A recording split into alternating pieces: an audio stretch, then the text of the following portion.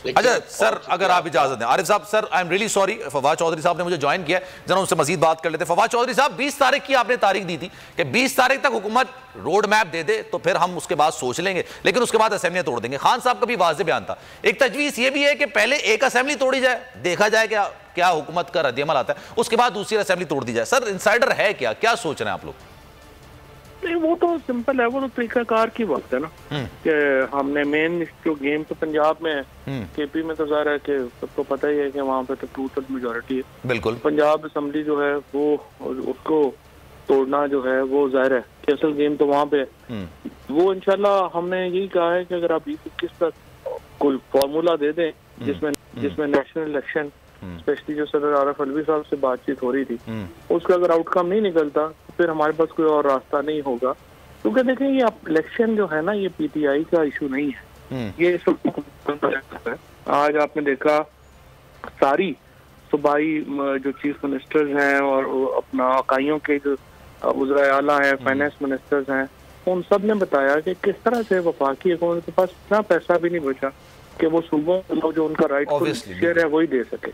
176 अरब रुपया पंजाब का मकरूज है वफाक, 120 अरब रुपया केपी का मकरूज है।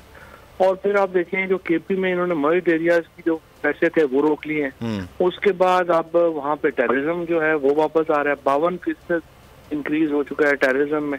अफगानिस्तान से आपने देख लिया है कि हमारे हालात किधर जा रहे हैं। सही है। तो ये सारे इश्यूज ऐसे हैं जो पाकिस्तान को बहुत बड़े क्राइसिस में, बहुत बड़े बहरान में इन 7 महीनों में चला गया है।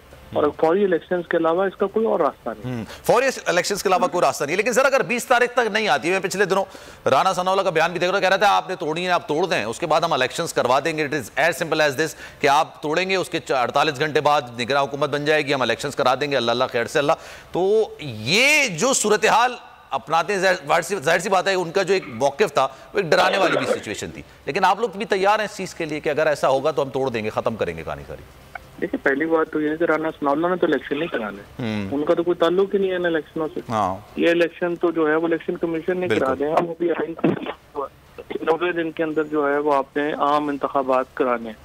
तो अगर पंजाब असेंबली में 267 नशिस्तों के ऊपर इलेक्शन होना है और केपी और जो हमारे उसके बाद एमएनए दोबारा जा रहे हैं, आज जो स्पीकर कह रहा है कि उसे मैसेज भेज रहे हैं कि एमएनए के इस्तीफे कबूल ना करें, उनके नाम दे देना जो कह रहे हैं। जी जी, हम सारे दोबारा स्पीकर के पास जाके कह देंगे कि हमारे इस्तीफे कबूल करें। सही है। और तीसरा ये जो कह रहे हैं कि 7 महीनों से तनख्वाहें किसको दे रहे हैं, क्योंकि एमएनए जो पीटीआई के एमएनए हैं उनको तो किसी को तनख्वाह नहीं मिल रही। बिल्कुल। तो इसका मतलब यह है कि ये ना हो कि हमारे नाम के ऊपर तनख्वाहें कहीं और खुद तो नहीं खा रहे, क्योंकि हमें तो नहीं मिल रही।